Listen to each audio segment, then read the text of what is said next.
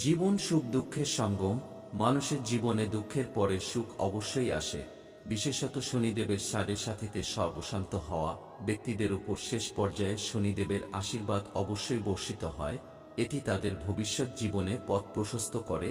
একটা সময় যখন খারাপ সময় কেটে ভালো সময় আসতে চলেছে বা আপনি ধনী হতে চলেছেন, তখন কিছু শুভ লক্ষণ আগাম দেখা যেতে শুরু করে।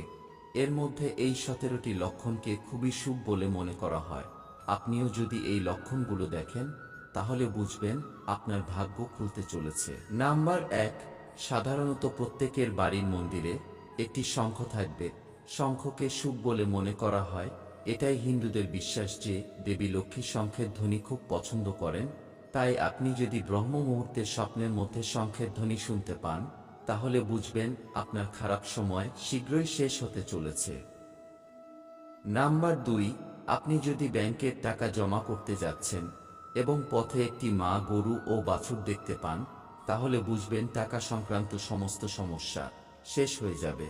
জ্যোতিষ শাস্ত্র অনুসারে আপনি যদি কখনো স্বপ্নে কাউকে চেক দিতে দেখেন, তাহলে বুঝুন খুব শীঘ্রই আপনি প্রচুর অর্থ পেতে চলেছেন।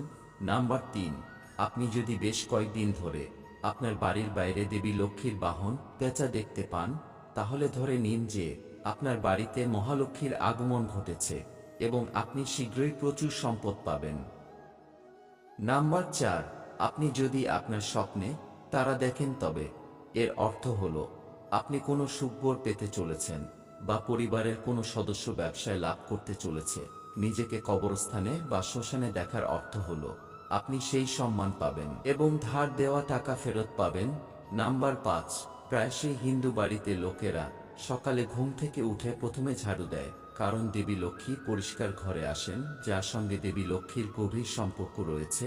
এমন পরিস্থিতিতে আমরা যদি খুব ভোরে বাড়ির বাইরে যাই এবং কাউকে ঝাড়ু দিতে দেখি, তাহলে বুঝবেন দেবী লক্ষ্মী খুব শীঘ্রই আপনার প্রতি সদয় হতে চলেছেন।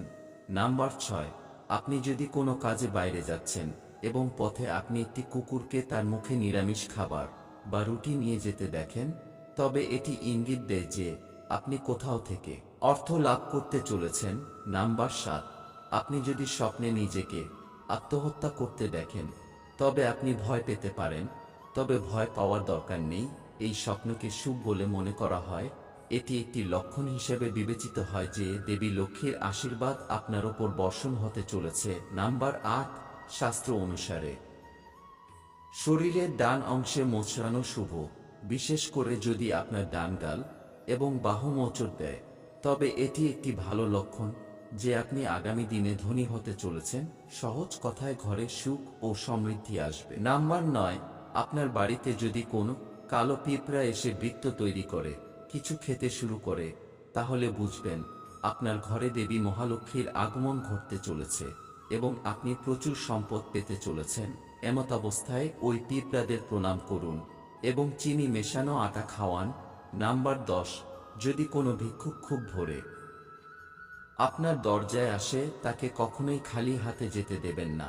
এটা বিশ্বাস করা হয় যে এটি করলে ধন সম্পদের দেবী লক্ষ্মী খুব খুশি হন।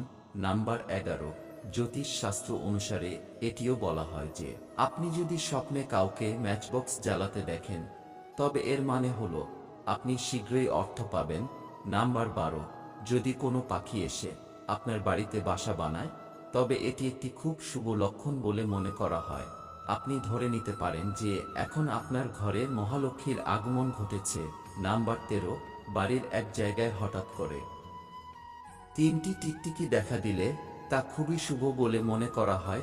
এটি মহালক্ষ্মীর আগমনের সংকেত। এটিও বলা হয় যে যদি টিকটিকি একে অপরকে তাড়া করতে দেখা যায়, তবে এটি বাড়ির উন্নতির লক্ষণ। নাম্বার 14, নারীর বাম হাতের তালু এবং পুরুষের ডান হাতের তালু যদি ক্রমাগত চুলকাতে থাকে, তাহলে এটিও অর্থ পাওয়ার একটি ভালো লক্ষণ। নাম্বার 15, আপনার ঘরে যদি বিড়াল বাচ্চা দেয়, তবে তা শুভ লক্ষণ। একই সময়ে যদি পাখি ছাদে কিছু মূল্যবান জিনিস ফেলে, তবে তা শুভ লক্ষণ। নাম্বার 16, স্বপ্নে উট দেখলে বুঝবেন খুবই শীঘ্রই কোথাও থেকে টাকা পাবেন এবং স্বপ্নে যদি ডালিম গাছ দেখেন, তবে বুঝবেন আর্থিক লাভ পেতে চলেছেন। নাম্বার 17, স্বপ্নে সাপ দেখা শুভ বলে মনে করা হয়। এটি একটি লক্ষণ যে আপনি সরকারি ক্ষেত্রে থেকে সুবিধা পাবেন। এই স্বপ্নটি অর্থ নিয়ে আসে।